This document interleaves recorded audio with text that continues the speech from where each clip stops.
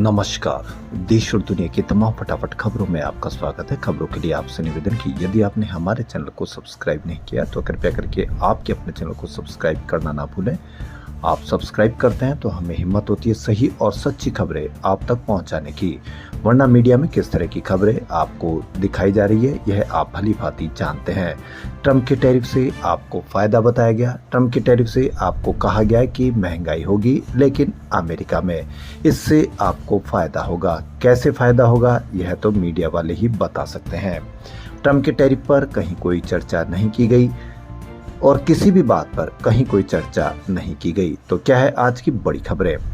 पूर्व सीएम अशोक गहलोत ने कहा कि राहुल गांधी ने कोविड, नोटबंदी और जीएसटी पर जो भविष्यवाणी की थी वो सभी सच साबित हुई है।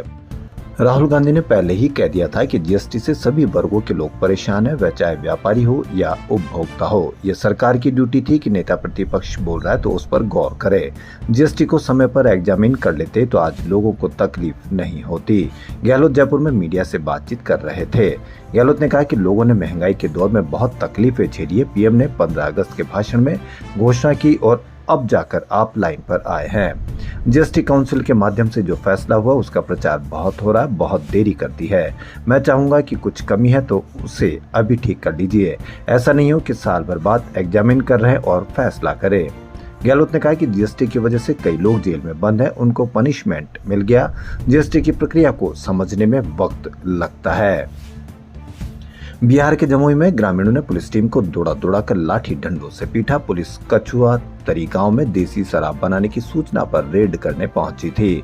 ग्रामीणों ने एक कांस्टेबल को पकड़ लिया। भीड़ के आगे सिपाही बेबस दिखाई दिए, वो हाथ जोड़कर लोगों के आगे गिड़गिड़ाते नजर आए। वहीं महिला एसआई उर्मिला कुमारी और एसआई शुभम झा को भी भीड़ ने घेर लिया। इस दौरान महिला एसआई रोती नजर आई। हमले में महिला एसआई उर्मिला कुमारी, एसआई शुभम झा समेत 6 से ज्यादा पुलिस वाले घायल हुए। घटना शुक्रवार की, इसका वीडियो आज शनिवार को वायरल हुआ है। उपराष्ट्रपति चुनाव से एक दिन पहले 8 सितंबर को पीएम आवास पर होने वाला एनडीए सांसदों का डिनर कैंसिल कर दिया गया है। साथ ही शनिवार को भाजपा के राष्ट्रीय अध्यक्ष के घर पर बीजेपी सांसदों का डिनर कार्यक्रम भी रद्द कर दिया गया है। यह फैसला पंजाब सहित अन्य राज्यों में आई बाढ़ के चलते लिया गया है।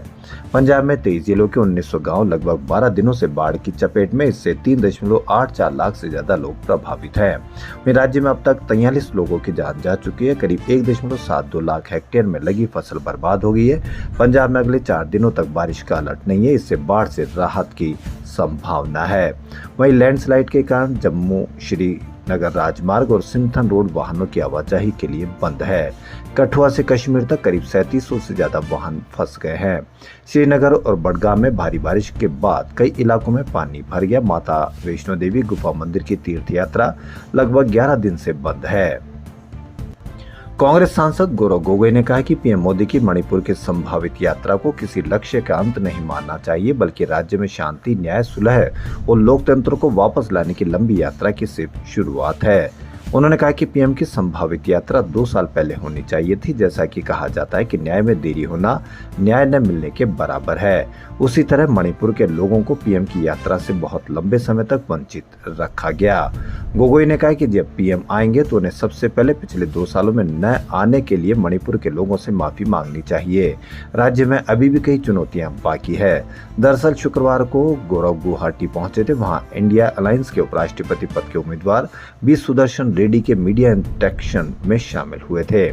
मई 2023 में मणिपुर में मैतेई और कुकी समुदायों के बीच जातीय हिंसा शुरू हुई थी। इसमें अब तक 260 से ज्यादा लोगों की मौत हो चुकी है और हजारों लोग बेघर हो गए हैं। जम्मू कश्मीर के बारामूला से लोकसभा सांसद राशिद इंजीनियर पर दिल्ली की तिहाड़ जेल में हमला हुआ। मीडिया रिपोर्ट्स के अनुसार उन पर एक ट्रांसजेंडर ने हमला तब किया जब वे अपनी बेरक में थे। जेल अधिकारियों ने बताया कि राशिद को मामूली चोटें आई है, वह सुरक्षित है। उधर राशिद की पार्टी अवामी इत्तेहाद ने प्रेस कॉन्फ्रेंस कर हमले की निंदा की और कहा कि राशिद को जेल के अंदर मारने की साजिश है। एक पैटर्न के तहत जेल के अंदर कश्मीरी कैदियों पर हमला हो रहा है। इससे पहले भी कई कश्मीरियों पर जेल के अंदर हमला हुआ है।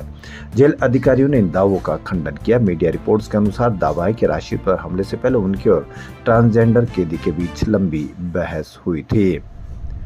अमेरिकी राष्ट्रपति डोनाल्ड ट्रंप ने शुक्रवार को अपने मरने की अफवाहों का मजाक उड़ाया। ट्रंप ने मीडिया से कहा कि एक प्रेस कॉन्फ्रेंस नहीं अटेंड कर पाया, इसलिए मेरी मौत की अफवाह फैली। उन्होंने मीडिया को बताया कि मैंने लगातार 8 प्रेस कॉन्फ्रेंस किए, फिर एक प्रेस कॉन्फ्रेंस छूट गई क्योंकि मैं ओवल ऑफिस में था। इसके बाद अफवाह फैल गई कि ट्रंप अब हमारे बीच नहीं रहे। लोगों ने मुझसे पूछा भी कि सर क्या आप ठीक है? ट्रंप ने कहा कि इस फेक न्यूज के बाद उन्होंने 3 घंटे प्रेस ब्रीफिंग की। ट्रंप ने 2 दिनों तक काम न करने वाली खबर को भी फेक बताया। उन्होंने कहा कि बाइडेन महीनों काम नहीं करते थे, पर उनके लिए कोई अफवाह नहीं फैली।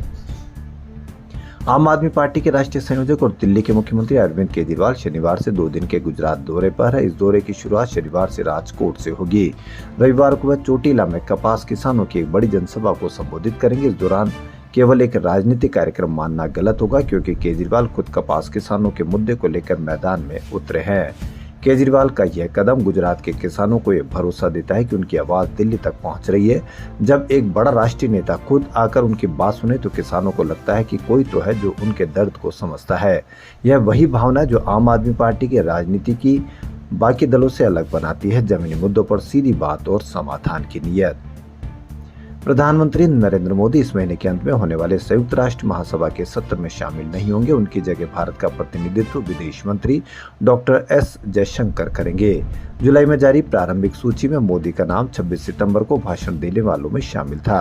हालांकि अब इसमें बदलाव कर दिया गया है। संयुक्त राष्ट्र की तरफ से जारी की गई नई सूची में बताया गया है कि 27 सितंबर को विदेश मंत्री महासभा में भारत की ओर से संबोधित करेंगे।